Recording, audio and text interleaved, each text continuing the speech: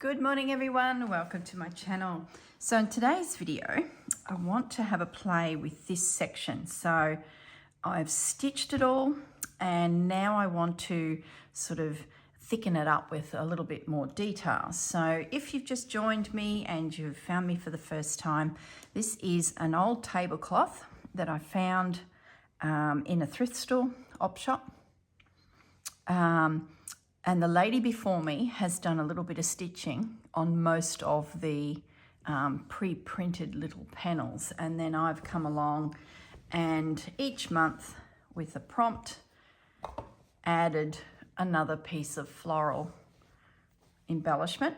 So you can see the original printed section here. And after I stitched it, I then went back in and added some more little, softening details to sort of make it a little bit more whimsical to suit the piece. So that's what I'm up to with this one. So the original lady that had this, she stitched some of these little guys and then I've come in and added the rest. Wasn't quite able to match some of the colors. You can see that one and not quite. So, but close enough, and they're far apart, so I didn't think it was too bad. This little guy here was the original owner, and so was this purple, and that's me, and that's me. So I've tried to, where I can, sort of blend it a little, but now, I just want to bring in some extra little details. So that's what I'm going to do today. We've got a 5th Monday, which is great because it's allowed me to work this piece. And then I'm ready for next week, which will be the new prompt. Okay, so I just want to have a glance over to this side to see what I did. Not that I want it to be the same, but it gives me a bit of an idea of what was in my mind. So I'm just going to use this friction pen, but I do want to go back in and with the permanent pen and sketch around everything. You can see what I did there, just to give the highlight of the black pen as well, which is sort of through every other piece. Then I need to mix up some green and drift a little bit of this green staining through the piece that I did on the very first week. So yeah, that's where I'm at. So that's what today is about, just sort of fiddling, getting some extra little branches here and there just to soften, add a little bit more interest. Could even do a few little flowers. Haven't done those little cross-stitchy flowers for a little while.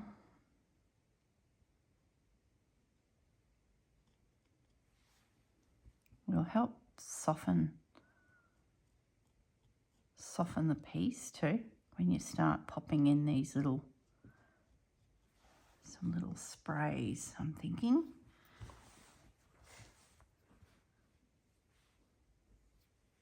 So it's not a mirror image, it's a reprinted image, if that makes sense.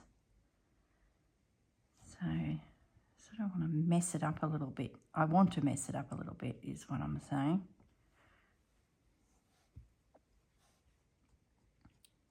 Thinking these little cross flowers are going to be the feature the way this is going. Might have to do one just to make sure.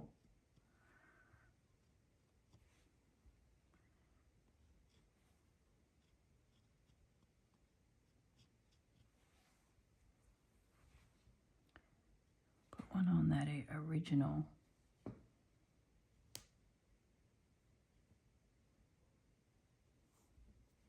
I really enjoy doing cast on stitch too, so some of these will be little buds with a cast on stitch. Did I do that here?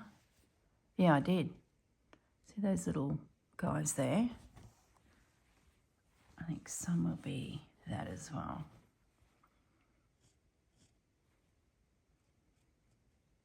We'll see.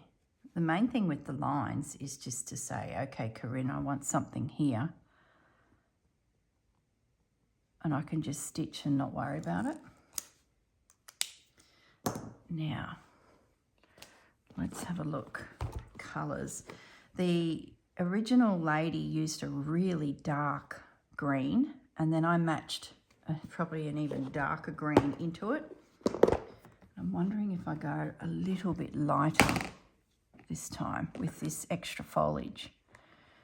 Can't really go olives because it's a cold green, like a cool green, I think is the technical word.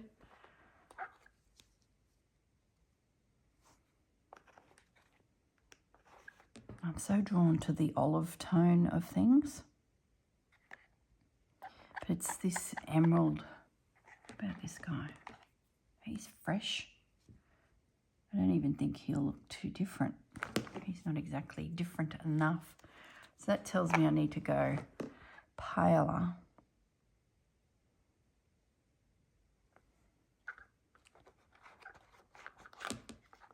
It's very froggy. Too froggy, if that's a terminology for thread picking. I would say it is. Oh, I love that variegated.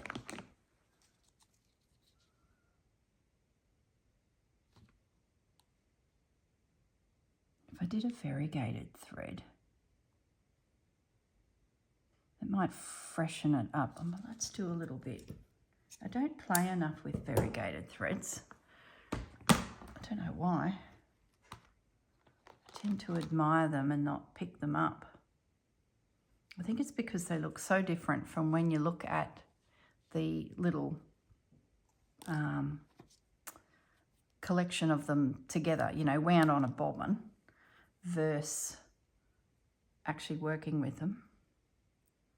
I wonder if I might break this down to 3 strands so that it's finer, fine and fresh. I've just had a coffee and I can feel it rushing through my body. I'm heating up. I'm getting a bit of a hot flush. Isn't it the oddest feeling? Quite uncomfortable.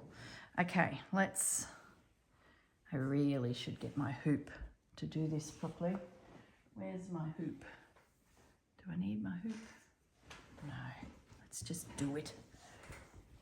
It's not like we're doing big pieces of like satin stitch and all this thread painting. You really need to stabilize your fabric. We'll do just a quick little. See, the problem with this pale green is it doesn't show up real well on a creamy surface. So you can go to all that effort and you barely notice it. That's my issue with pale green on cream. Gosh, I've had nice little stitches there. Now I've got these 2 big dog's tooth stitches. And it's just washed out. Nope. Pick another thread, girl. Take it out. I'd literally go to all that effort and wouldn't see it. I think it's because the green has a yellow undertone and this fabric is also got a yellow undertone. So it's a bit blendy. Let's put this little guy away. So we need to go more of a brighter green. What about this guy? It was such a funny colour the lady picked for the foliage. It was quite a challenge to actually find something that was suitable.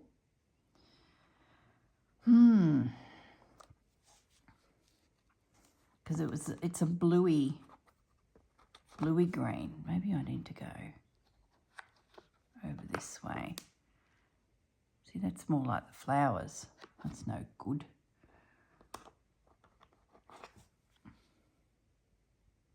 That's too warm. Come on, there must be something here. Make a decision, girl. That's the same one. So that's the one I used. Maybe I've got to break that down into just a finer thread.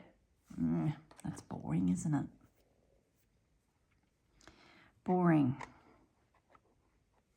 Here's a variegated here.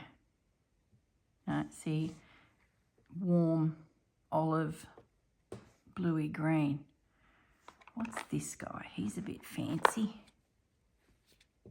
He's a pearl cotton. Maybe that's my little one. It's a bit of an odd bod thread. Yeah, I think that's in the family. All right, let's have another go at this. Gosh, then I'm going to decide what colour flower to do. Oh, talk about challenges.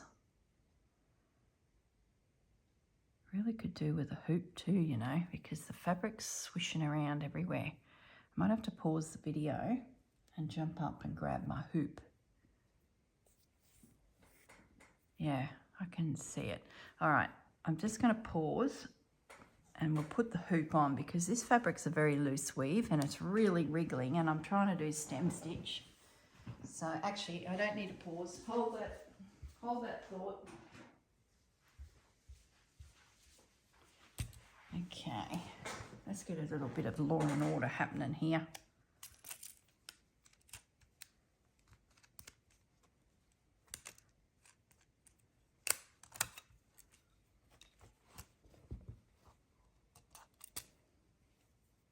That's better.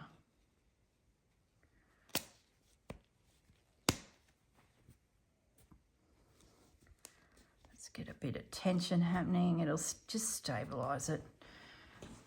These old, well, I'll call it a doily, but it's not. It's, of course, a tablecloth, but it's sort of reminiscent of the fancy work days when we were stitching into doilies. We'd always have a hoop. If you didn't have a hoop, your work would just not sit flat.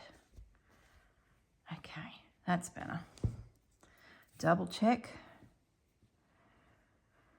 Oh, I don't know. It's not bad. It's not brilliant. Maybe it'll work up okay.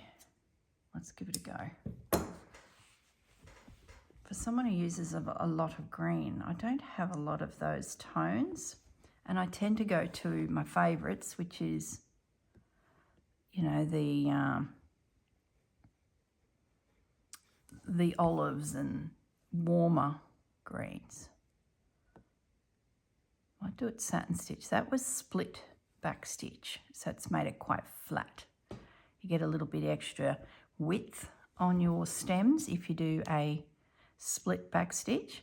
If you want your stems to be raised and finer, stem stitch is what I would do.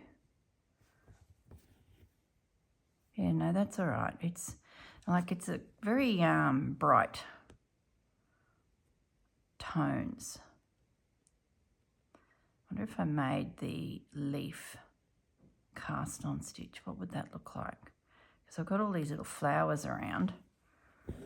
And maybe I make the buds bullion stitch to match the flowers, and the leaves are the cast on stitch this time. Make it look a little bit different. Let's have a go at this cast on stitch.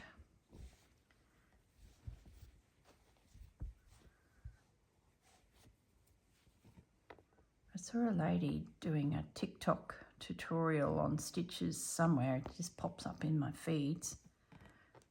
And she was doing the cast on stitch in the air with the needle up high, not in the fabric like I'm doing here. Oh, that's so cack-handed today. It's because I've got coffee running through my veins. And I thought, oh, how'd you do that? But once you sort of watch it, and if you click on the wrong thing, that TikTok video is gone. Disappears. I thought, oh, don't mess with it. Just stick with what you're doing, girl. Don't. There we go. So we've got a little leaf. Yeah, that's good. Not a fan of the colour, mind you, but being variegated, it may improve.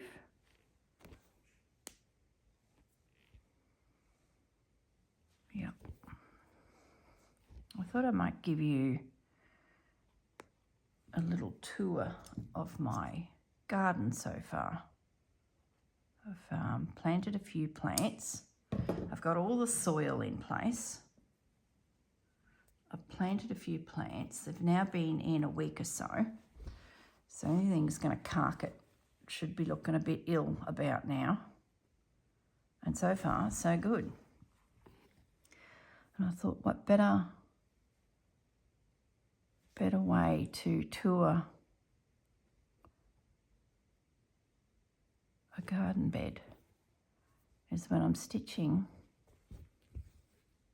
this little guy.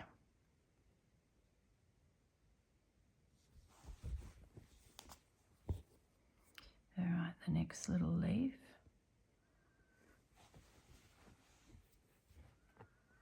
Wind on my half a dozen little stitches. Gosh, when I learnt this stitch, I think it was with Jennifer when I did a couple days with her at a patchwork sewing shop. Oh, the name has just slipped my memory. Oh my goodness. Kim's Patchwork? No. Oh, something like that. It's on the Sunshine Coast. If you Google patchwork shops on the Sunshine Coast, you'll find it. It's around Kawana if you're a local. And Jennifer does classes there. It's a bit of a waiting list to get in, as you can imagine. But remember her showing me cast on stitch for something we were doing. And it was like an epiphany. I thought, what a clever, interesting little stitch. I felt so advanced. And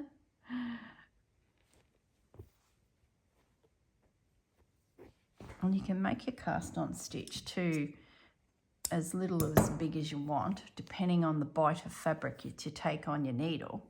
And then all of these little twists that you put onto your needle to create your stitch. It's like knitting when you're casting on your yarn. You can have all the little knots in a row as they go onto your needle, or you can twist it so then you get this little bit of movement. It's very clever.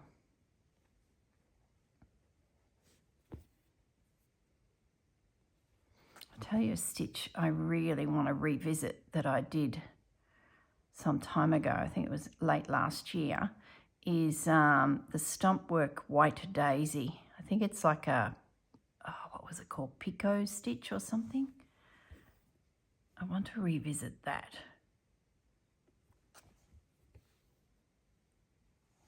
That was a very cool little stitch as well. I got a nasty knot stuck in the back there, but that's all right. Let's just stitch it down. Just felt like a little simple stitching project today, and I thought, I'm going to get my Botanical Beauties piece out, and I knew I'd got the basics done, which I don't think I showed you guys. I just went ahead and filled it all in. And I didn't have, I took this away with me to Brisbane. I went back to check the house and took it with me and just stitched it. I thought, I don't need to film that. I'll just get it done, bit of homework. And I didn't have my permanent black pen or my paints with me. So I thought, I'll catch up with you guys and we'll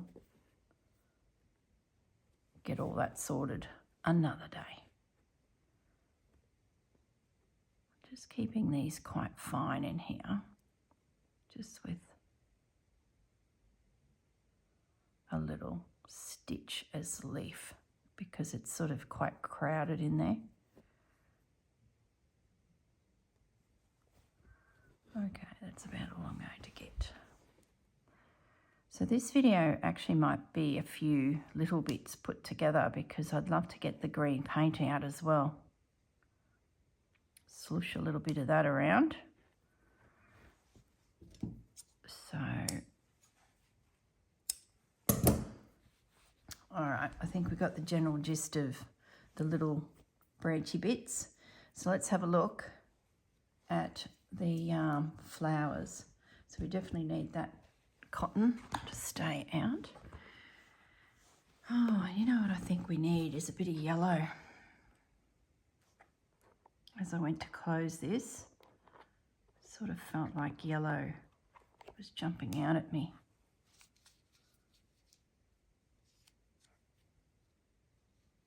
Got yellow in there.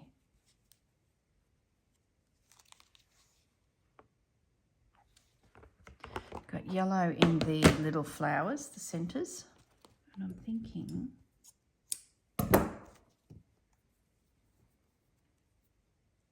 of using it.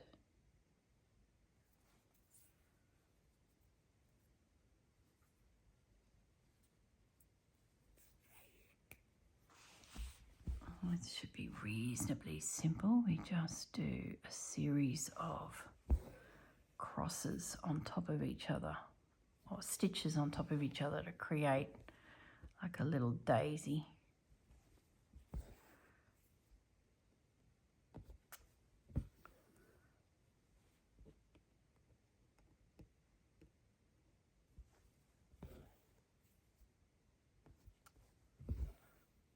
Like so. That looks too small. Nah, don't like it. Take it out. It needs to be bigger. Bigger girl. Just a stitch bigger.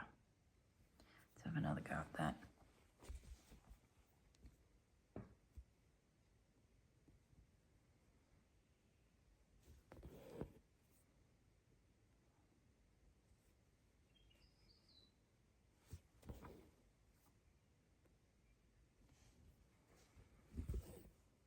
That's better.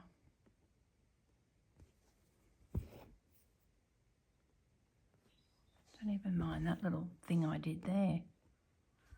I kept 3 stitches quite like a bow tie. It's all right, we moved on. Yep, that's better. They're just a fraction too small, like the branch that they sit on, the twig, was bigger than the flower, which I guess is, you know, it's nature. These things happen. You get fine, tiny, itty-bitty flowers on very big branches and leaves and... Okay.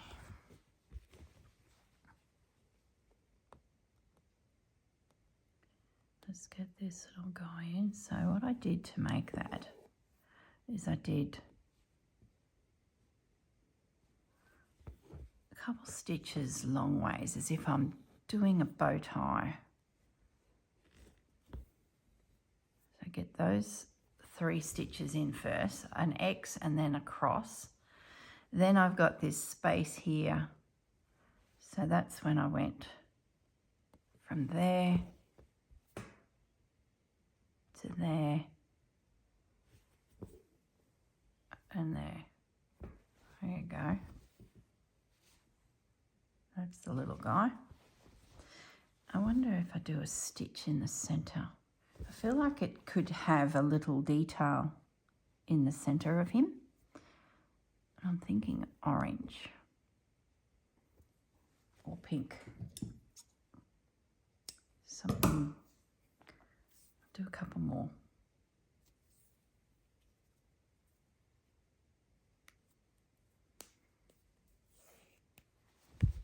Okay. Don't have any more drawn there, so I'll come over here. I might end up having to draw more in because I just know what'll happen. I'll get on a way with these and then I'll be like, ooh, some more over here, and that little guy needs a leaf or something. He's a little bit childlike, so it'll be a case of coming back through and adding more and more as we go. So we did an X first that is, oh my goodness, loose weave fabric. Need a bigger knot.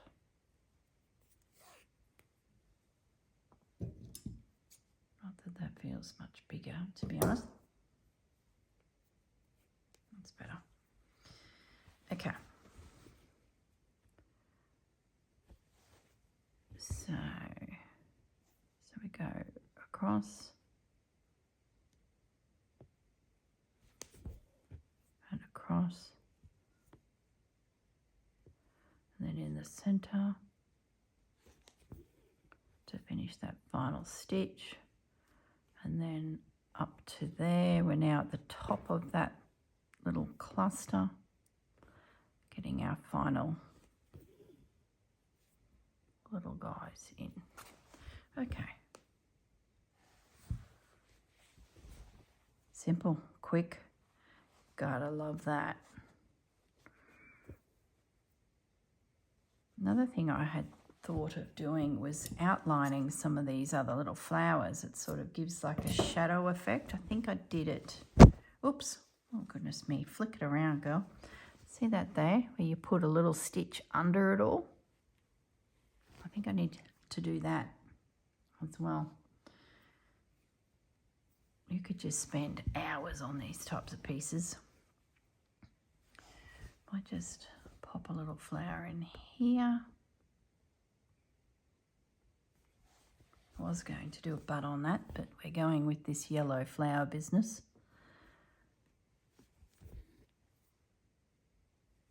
So across, very quick when you do it like this. You're not doing that up and down stab stitch.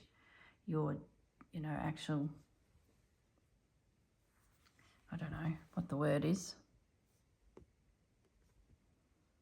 You're getting a whole stitch in one movement. It sort of speeds things up a little bit. Stab stitching can be very, very slow. I remember my grandmother saying, now stab stitch allows you to control your thread placement. You get less twists and things like that. So that's where I learnt all about the method of stab stitching. Gives control.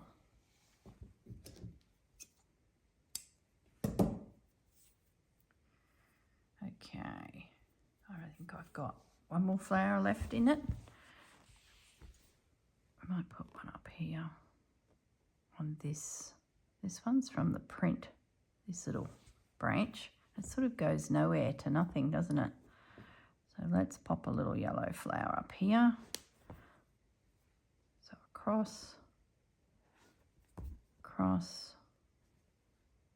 up to there, down to there, up to that top edge again, and down.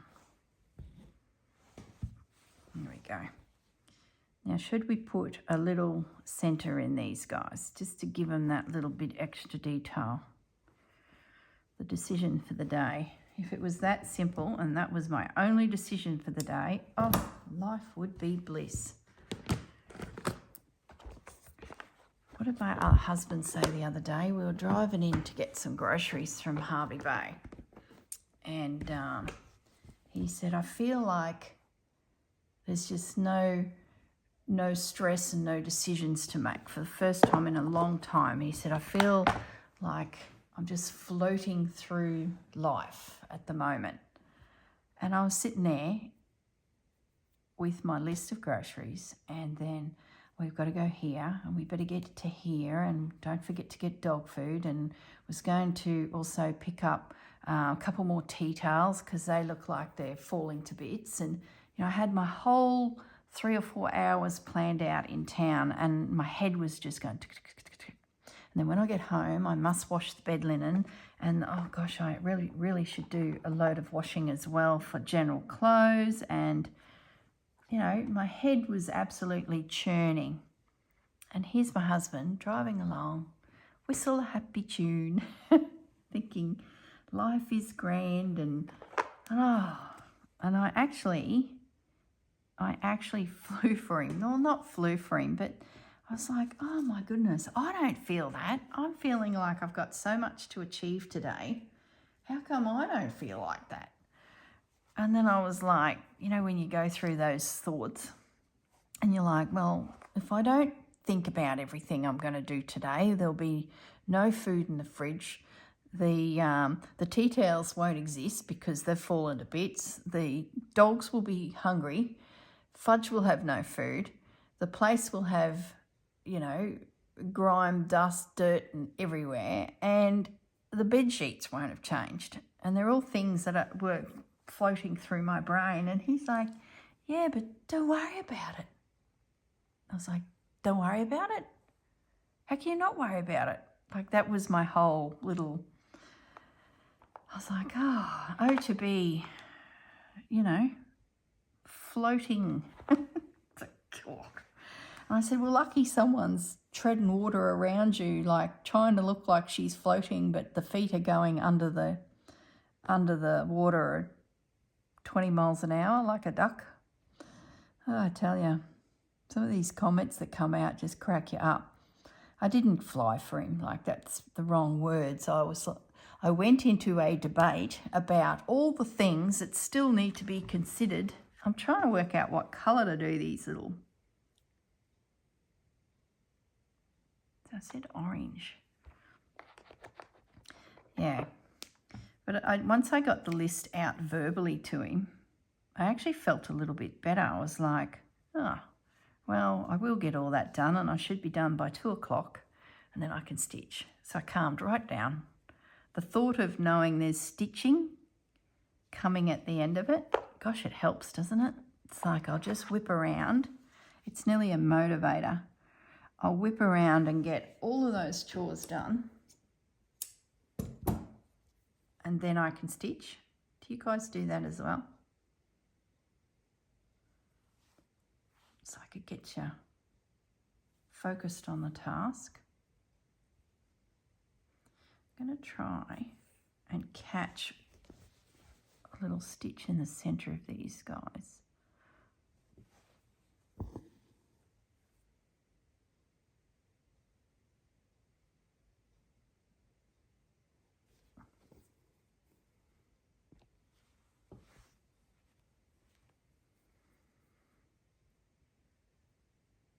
Concentrating.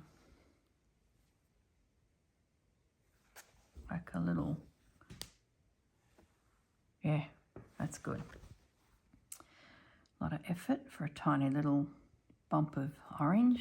You'd be thinking, gosh, girl, devil in the detail. Sometimes the trick to flowers is that just that little bit extra colour knot or that just makes the flower come alive. So it needs more leaves. It's very simplistic, so there needs to be some leaves come in there. Let's do this little guy. So I sort of want to catch the thread, so one little stitch. And then to get a little height on it, do a second little stitch from another direction.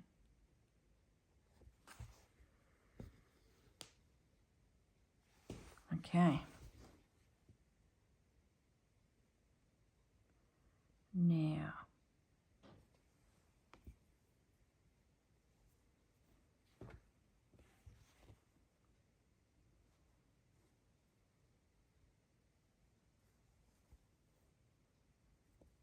I think that's probably the extent of my activities with this piece now.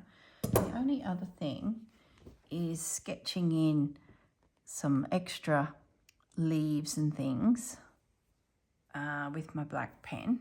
So we get this sketch thing happening and then swoosh around a bit of paint. I'll just do these last few. How are we going for time? Oh, we got heaps of time.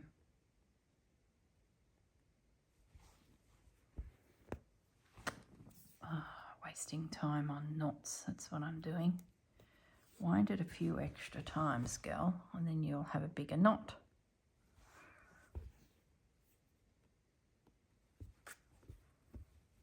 Just this little detail I think is going to go a long way.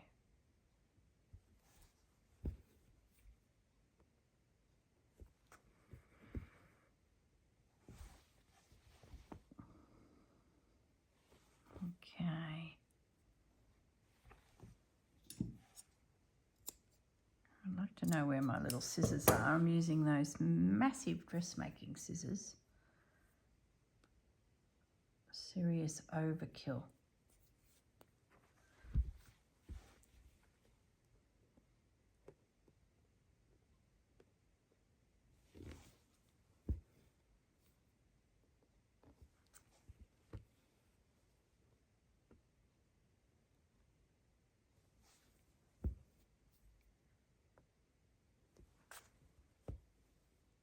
Okay.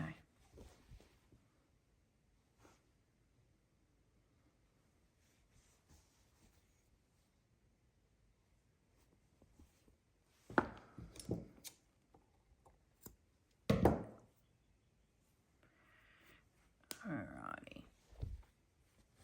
I've gone all quiet. I was thinking about the Jeremy Clarkson farm show, actually, when I was stitching there, and young Caleb, his little helper. If you haven't watched it, it's a lovely series. If you're not a fan of Jeremy Clarkson, and I'm sort of, easy come, easy go, Caleb is just adorable. His manager, his farm manager, he's a young lad, and he just is I think, the nicest young man, and he's just such an ambassador for the farming community.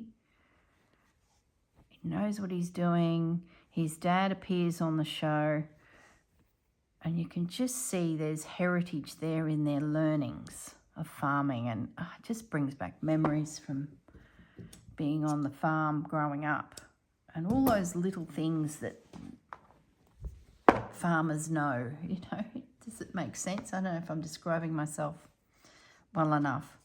Yeah, it's just so much knowledge, and when you've got a generational farmer like Caleb and his dad, it's just invaluable. And you can see Jeremy is what you would call a new to farming and having to learn quickly on his feet, which is a lot of farmers too that decide that they're going to be on the land.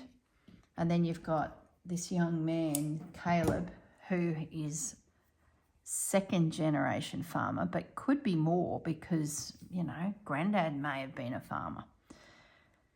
And the knowledge that that young lad has already is just inspiring.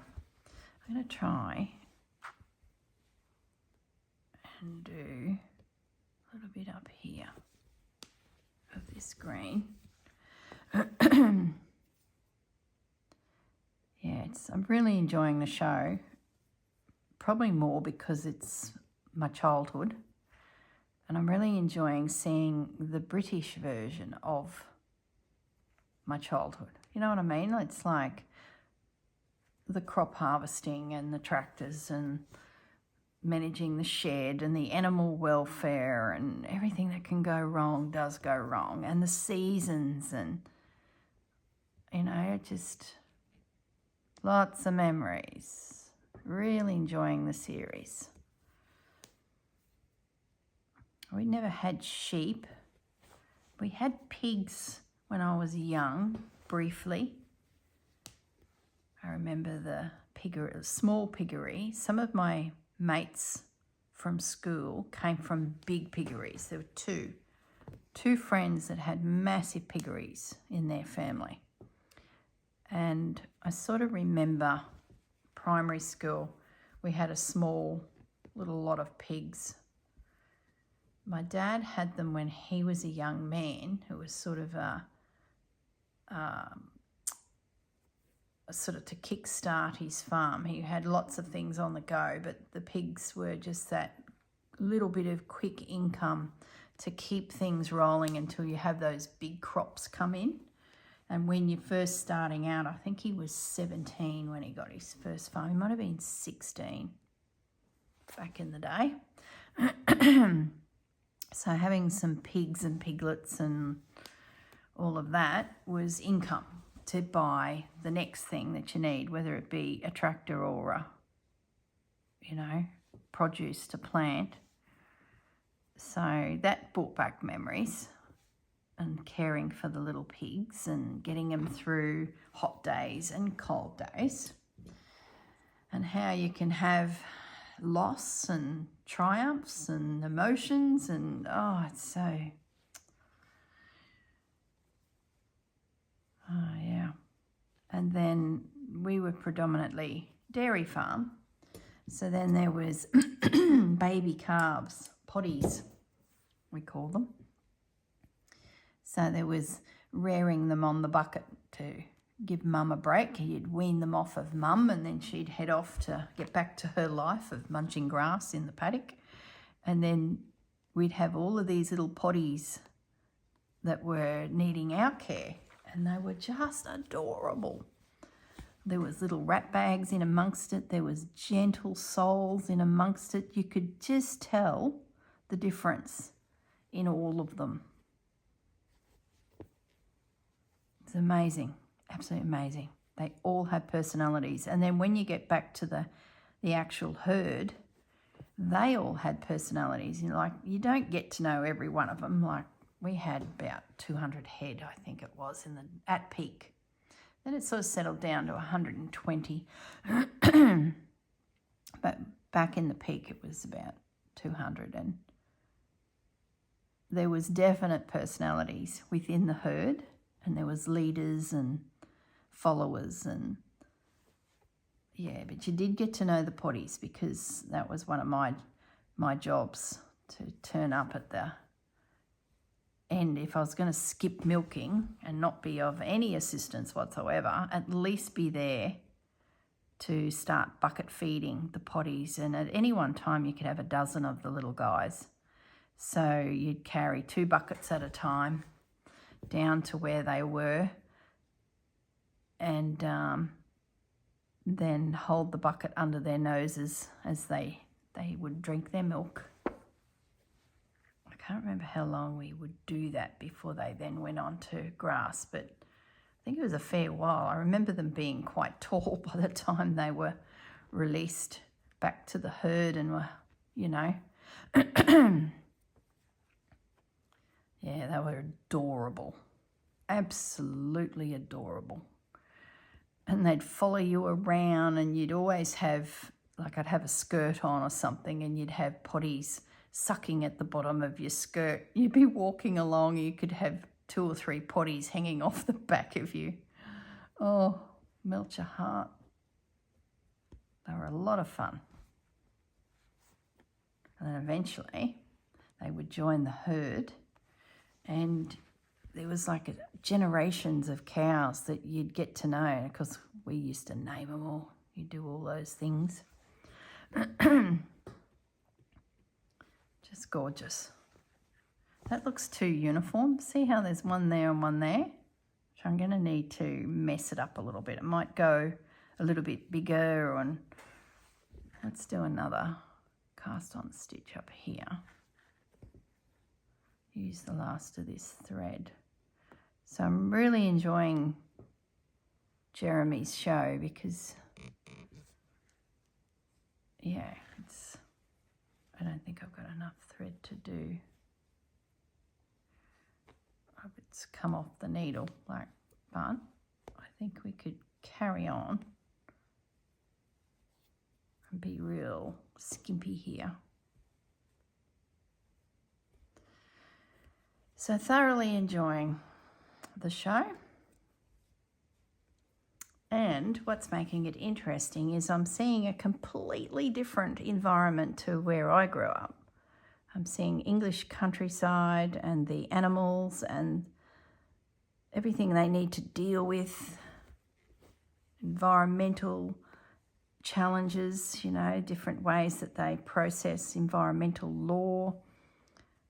You got to know all those things You can lose your livelihood real quick just by not being educated on what's the rules to treating the environment. So it's quite interesting, all that, you know. You think you can do something and then you start investigating it or ringing a council and saying, can I do this to this waterway? Nope, but you could do this. So yeah, there's just learnings all the time. Yeah, that's a bit better. Oh, it's changed colour too. That's great. It's got dark out into light. Now I might do a different flower there. We'll see. I'll sit and play. Look at the time. Oh my goodness. All right, I might pause the video and then I'm going to go off and do the stitching, and then I'll come back with my paint and we'll smear a little bit of that around, and I'll also go outside and do a little video to show you what I've been up to in my garden. All right, guys, I'll be back in a second. Hi guys, I'm outside now. So there's my view. Isn't it beautiful? It's so different to being in Brisbane. So my little garden bed here. Any minute, Pepper and Ben are going to hear my voice and come bounding around that corner. So we'll try and get a few words out before it turns into chaos. But that's pretty much the one garden bed. You'll see all of these critters here. I had them scattered through my whole garden last time. They are bandit peeing mitigation devices.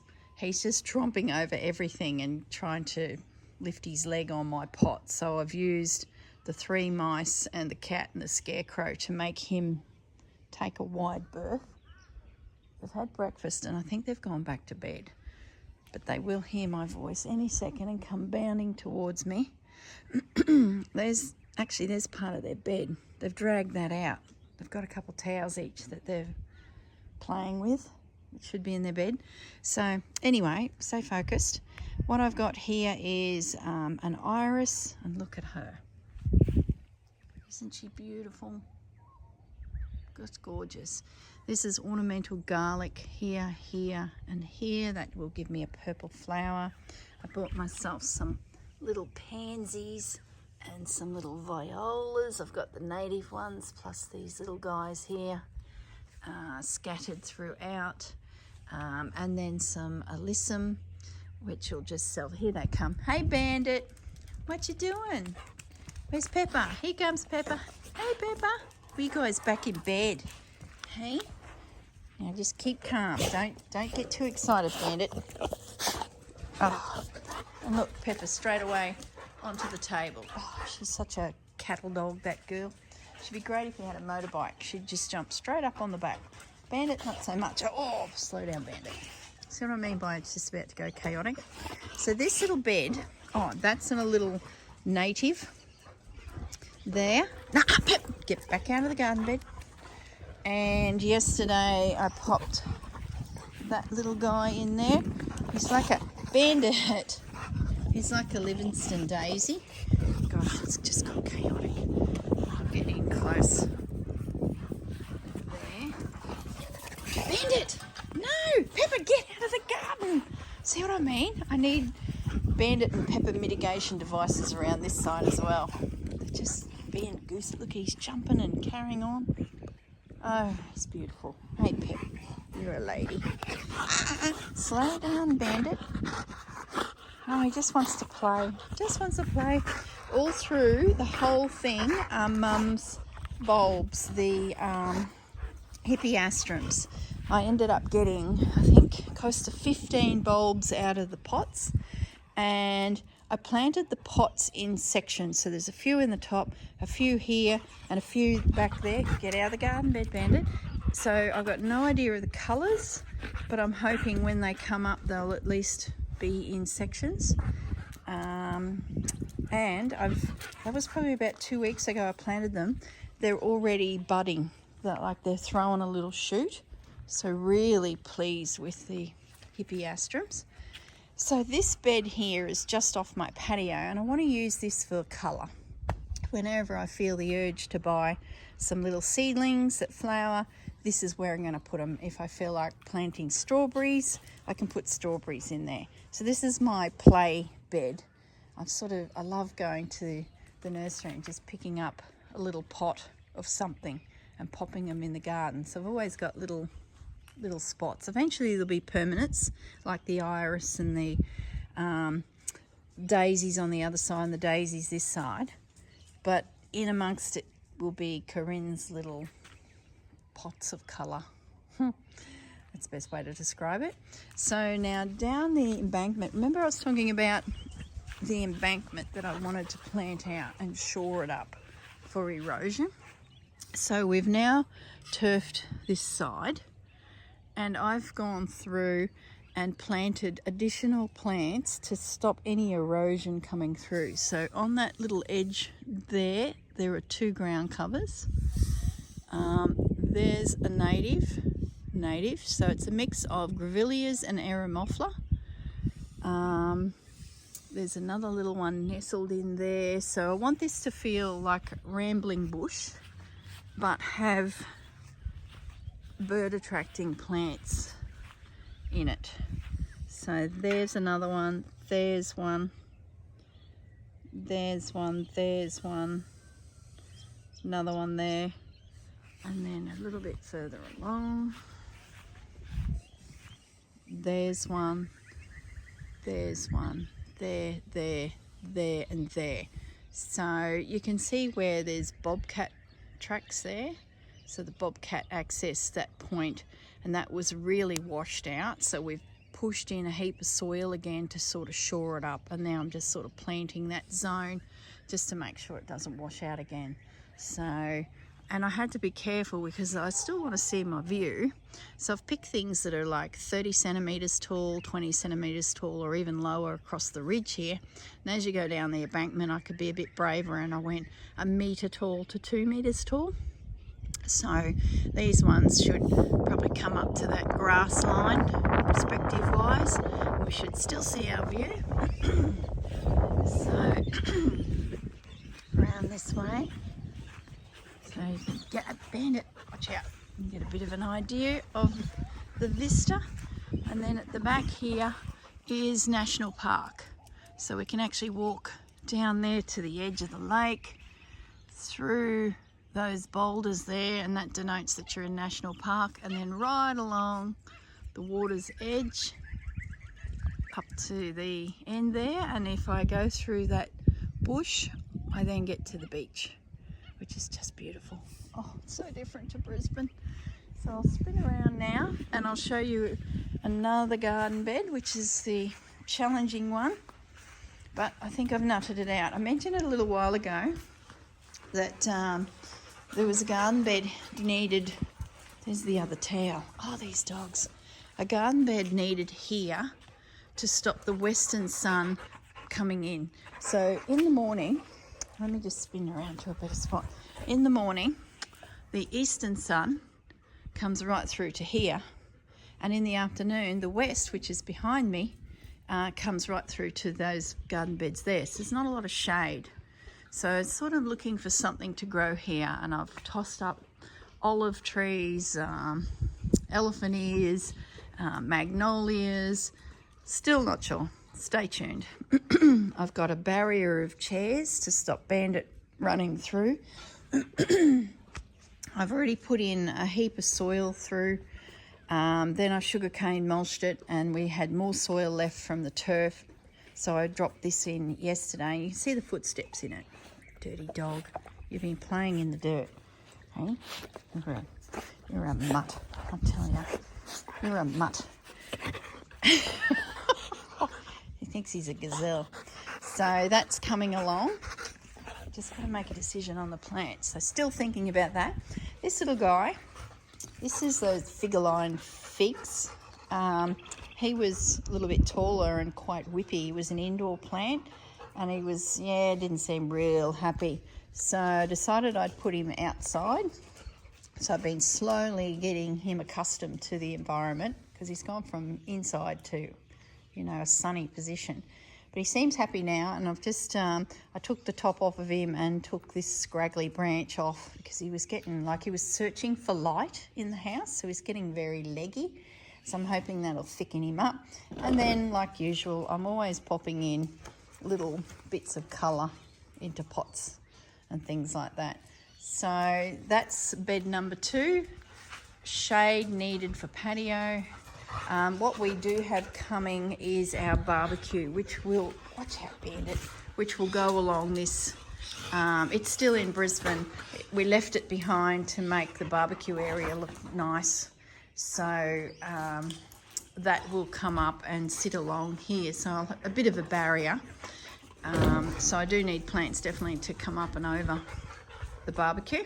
So I might just go outside to the front and show you what I'm up to there. Okay, I'm now out the front of the house. I feel like my backyard and my side yard have a good start. So I'm sort of focusing now on the front yard.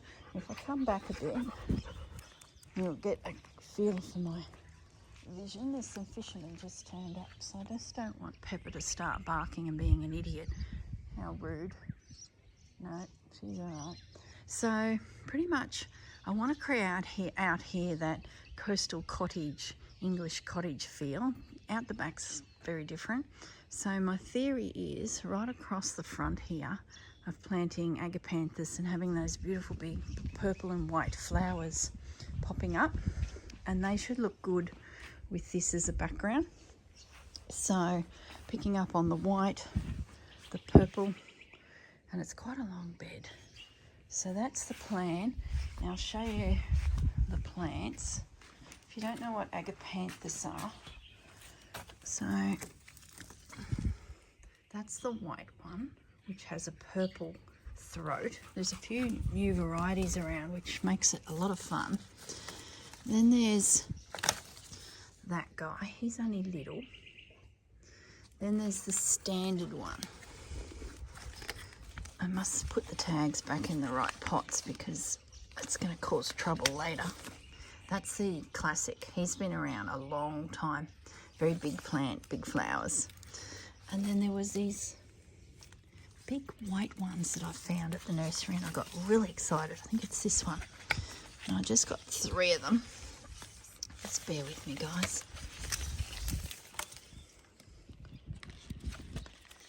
There's the plant. See that there? Huge, big, white, extra large flowers. Queen Mum. So my theory is we make a feature of a couple of those, backfill it with the standard, and wherever the garden bed gets narrow like there, I've got these little guys. Now I also picked up some lavender. Hey Bandit. 2 varieties. This one here is a new hybrid variety, and then I think I just did Italian lavender as well. French lavender, this guy here. And my thought was, in a few spots where it gets quite wide, is pop in a lavender as well. So I've got the last of my soil. Got to move that to wherever I need it. And then I've got this pot for the front door, and I'm thinking a lavender in there. And oh, there's a butterfly. Are you okay? Oh, look at him. What are you doing there, mate? Are you okay? Oh. Okay, dead butterfly. This pot here will be the lavender as the feature, and then I can play with little plants and you know, look at Bandit, have my pots of colour happening. So that's the plan, guys. That's the plan. That's today's activities. So yeah, welcome to my garden. Bit of an update. Now, being that I've now spent time wandering around the garden with you guys, I might not do the painting today. I'll finish that embroidery, and then in the next video when we get the next prompt and we've got the paints out, we'll do that painting, because I'm getting sidetracked here and I'd really like to get in amongst these plants. So I won't do that painting today, like I said earlier in the video. I'll just do that stitching for homework. Alright guys, oh I know one more thing I wanted to show you. Australian natives are varied in colours and species, so I kept the tags. So I'll just go back inside and I want to show you some of the tags. Alright, back in a minute. Okay, I'm back inside now, and I just wanted to show you the range of natives that I've planted down that embankment. So I mentioned grevilleas and eremophila. So let's just go through the tags. Little Ripper. Now this guy, he's 2 meters high, 2 meters wide. So he'd be quite low on my embankment. And then I've got Little Drummer Boy, which is a pink grevillea, and he is 20 centimeters by 30 centimeters. And see, he's got coastal conditions on the tag there, so he should really do well. Bird attracting. Another grevillea, little pink one, Pinky Petite. God, look at the dirt. 1 meter wide and 20 centimeters tall. Also full sun, well drained. Yeah, it's a slope, it's sandy, bird attracting. Some of them may not make it, but I'm hoping they do. This little guy here, 60 centimeters by 60 centimeters, and see the little ship icon. Very little water needed, so I think they'll be really good. I struggled to get them on the Fraser Coast, the range. So I ended up, when I was back in Brisbane, I've got a brilliant native nursery just down the road from my house. So I went in there and raided their plants. I had to hold myself back, metre by a metre. This little guy, tucker time, and there's even a little bird. Wouldn't it be great to have all those little birds there? Bird attracting, 50 by 80, coastal. So they should survive. Gosh, I hope they do. There's the orange one. Aren't they beautiful? 1 metre high shrub, coastal conditions. So there's the little pot of pansies that I bought, and the little viola, tiny ones. It's that burgundy colour. That's that little daisy. It didn't show up on the camera because they were all closed, but as soon as the sun hits them, they open up. Now that should spread, and I should be able to propagate it. 15 centimetres ground cover, yeah. So I'm hoping from that one plant I can take morsels of him all through that embankment just to help build up the area. I'm pretty sure he was an Australian native too. Oh, I'd have to check that. He might not be. And I don't want to take anything out there that's not a native to the land. I'll have to Google that. He was from that nursery, but they do have other plants, so you've got to sometimes be a little bit careful. This one's my favourite. Look at that. Look at that. And it's a big one, 1.5. Yeah, that one I planted down towards my laundry door where the bobcat was working. So he'll look spectacular. Bird attracting, beautiful. And this one I had in Brisbane in my garden, and it was beautiful. It was strong, and the flowers were massive. And the lorikeets loved them, and little honey-eating birds. 3 metres, that big bad boy. Gee, I hope you planted him down low, girl. 2 metres wide, 3 metres. And then this was the purple violas. So yeah, there are others down there. I've sort of done it in 2 waves. This is the second lot of planting once I got back from Brisbane. And the rest I did about a week and a half earlier, and they were all bought locally. So yeah, I'm pretty much done. I could probably do with a few bigger varieties further along the embankment, but let's just see if these all survive, these natives, because it's pretty rugged country there. So, you know, maybe when spring kicks in, I might do another wave of planting, but at the moment that's enough risk. I'm positive they'll grow, but yeah, you just don't know, do you? There you go. And I'm not scientific, like go and test the pH of the soil like I probably should, but I'm seeing these everywhere around me here, so I don't think it's too risky. But we'll see. It's fun just watching your garden grow, isn't it, to see what works and what doesn't. Okay guys, I'm going to say goodbye, and as I said when I was standing out the front, I'm not going to paint. I'll just finish that stitching and I'll bring out the paints when I do that next time for the next prompt. Okay, have a lovely day, guys, and thanks for joining me. Bye.